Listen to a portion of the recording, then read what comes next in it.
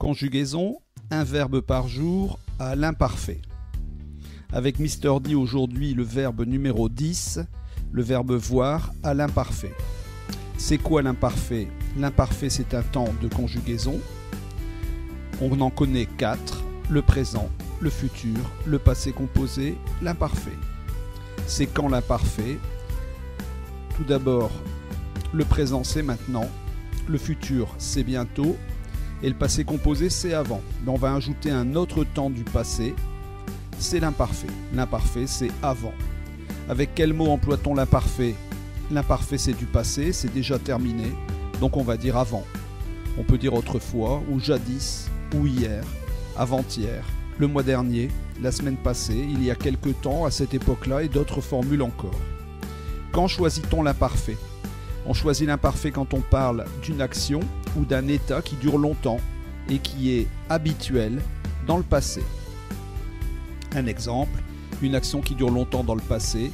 Avant, nous partions pendant des mois. Avant, c'est du passé. Nous partions pendant des mois, ça dure longtemps. Nous partions, IONS, c'est de l'imparfait. Un autre exemple, un état qui est habituel dans le passé. Il y a quelques années, ils étaient toujours en retard. Il y a quelques années, c'est du passé, et toujours, c'est une habitude. Ils étaient, AIENT, c'est de l'imparfait. Comment conjugue-t-on le verbe voir, le verbe numéro 10, à l'imparfait? Voir, c'est un verbe du troisième groupe, un verbe en OIR, O-I-R. Il est quand même facile à conjuguer. À l'imparfait, on le conjugue en un seul mot. On dit que c'est un temps simple.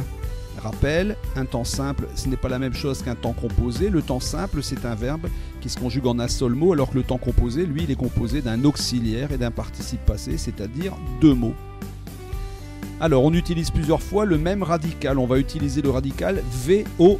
Et attention, VOY, on ne le voit pas dans l'infinitif. Dans l'infinitif, on a VOI et on va passer à un radical VOY. Et on rajoute les terminaisons habituelles de l'imparfait, AIS, AIS, AIT, IONS, IEZ, AIENT. Observons-le, je voyais. Pronom personnel je, première personne du singulier. Voix VOY, le radical qu'on va retrouver à toutes les personnes. Et la terminaison qui va changer ici, c'est AIS. Conjuguons-le. Voir à l'imparfait, verbe numéro 10. Je voyais AIS, tu voyais AIS, il voyait AIT, elle voyait AIT, on voyait AIT. Nous voyions YIONS, vous voyiez YIEZ, il voyait AIENT, elle voyait AIENT. Relisons ce verbe mais sans lire les terminaisons, ce sera plus simple. Je voyais, tu voyais, il voyait, elle voyait, on voyait.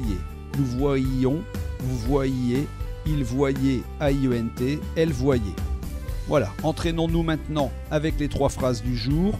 L'an passé, je voyais mieux avec mes lunettes. Je voyais, première personne du singulier. Un PS, je voyais AIS. L'arbitre voyait toujours les fautes.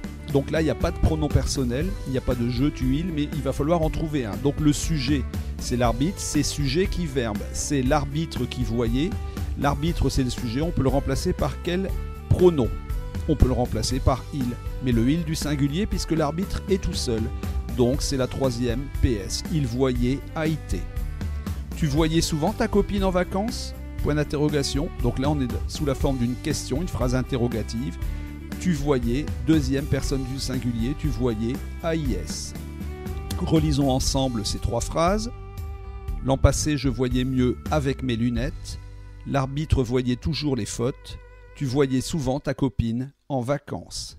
Voilà, c'était le verbe voir à l'imparfait. C'est fini pour aujourd'hui. À bientôt.